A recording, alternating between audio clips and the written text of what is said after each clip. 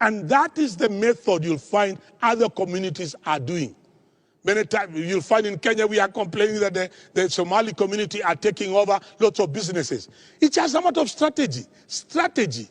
Because the rest of us, we're not. I'm telling you, in Kenya we have that issue of merry-go-round when people come together, they pool their resources, and every month or every week they'll come and put some money together and help one of them to improve their business. And then next month they put the same money together and help one another. And these are things, that's the foundation for table banking, where people come together. You bring there's 50 of you. Every month you bring 1,000 shillings. And by that 50,000, you give to one person to boost their business. Next month, you boost another business. The other month, within 2 years, everybody's business has been boosted. Not strategic in our thinking. No, we are very political. Everything we look at, and we are more interested in politics of 2022 more than anything else. But the Somali community, whatever happens 2022, they know they shall either be number 2 or 3 because they have strategized. But the rest of us, we have all our eggs in one basket. So we are looking at this man or this woman and all that. But look at the way they've come in, how they are taking business. And you may think, oh, they are stealing money. They are not. They are pooling resources. And then they open a business for one person. And they are telling him, as you do that business, we are still in the same group. Let's pool resources. Open the same petrol station for another person. Open the same M-Pesa for another person. Open the same a similar restaurant for another person. Let's open another restaurant in Kisumu, in Kericho, in Nairobi, in Mombasa, in Tutuandei. And they are all over. While the rest of us, we are thinking of more politics of succession, more than strategizing. Because we are looking for handouts from politicians. How have they benefited? Merry-go-round. So that's why you go, you find some of the best restaurants belong to that community now. And they are like newcomers in business, but they came thinking, what are the legitimate ways of making money? So they invest for one person. They invest and encourage. Someone made me laugh, and this is a true story.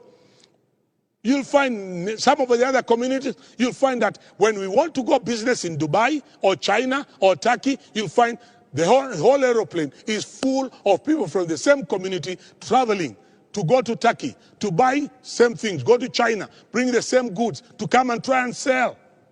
But how much will you bring? You are going to bring either 2, 3 suitcases or 5 suitcases. But that community, they don't operate like that. Instead of buying 25 air tickets, they buy only 1. Instead of paying 25 hotel rooms, they pay for only 1 hotel room. Why? They give one of them all that money with a list. This is what I want from my money.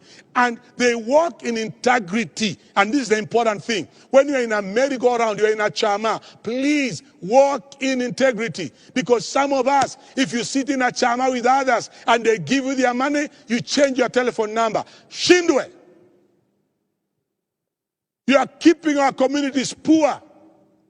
You are keeping us at the bottom of the food chain by conning your brothers and your sisters. But look at other communities, whether it is the Asians, the Ismaili community, the Bohora community. You look at the way they do business, the Patels and the Shahs and the Somali community. They support one another in merry-go-rounds.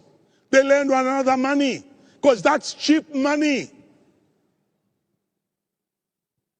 But some of us, we want to go for money from banks that are operating like with the Western idea of IMF, World Bank, interest rate 14%. And you are struggling.